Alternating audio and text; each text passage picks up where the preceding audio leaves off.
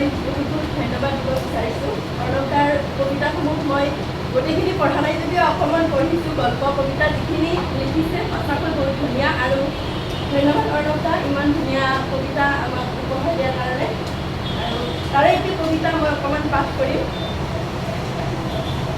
বেছি ভাল নহ'ব পাৰে, কাৰণ বহুত দিনৰ মূৰত কবিতা কম, প্ৰায় 12-10 বছৰ মানে হ'ব এতিয়ালৈকে মই এটা সময়ত নাটক কৰিছিল দেই, খুব ভাল নাটক কৰিছিল। নাম আছিল এই বিয়া পাতি দিয়া যদি কৰিবলগীয়া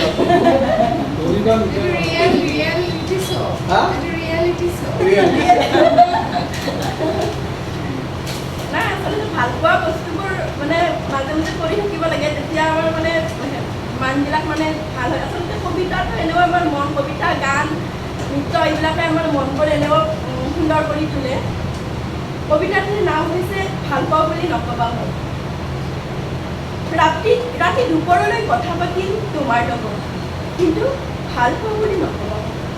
প্ৰতি সন্ধিয়া লক্ষ্যহীনভাৱে খোজকাঢ়িম তোমাৰ সৈতে, কিন্তু ভাল পাওঁ বুলি নকবা হ'ল। ওৰে ৰাতি শুনিম তোমাৰ কণ্ঠেৰ নিগৰি অহা গীত, কিন্তু ভাল পাওঁ বুলি নকবা হ'ল। প্ৰিয় চিনেমা আৰু কিতাপবোৰ বিশ্লেষণ কৰিম তোমাৰ সৈতে, কিন্তু ভাল পাওঁ বুলি নকবা হ'ল। তোমাৰ হাতত ধৰি পাৰ কৰিম বহু উজাগৰি নিশা, কিন্তু ভাল পাওঁ বুলি নকবা হ'ল। আঙুলিৰে বুলাই দিম তোমাৰ অবাধ্য চুলি দাড়ি, কিন্তু ভাল পোৱা বুলি নকবা। তোমাৰ সকলো আবদাৰ পূৰণ কৰিম মই, কিন্তু ভাল পাওঁ বুলি নকবা।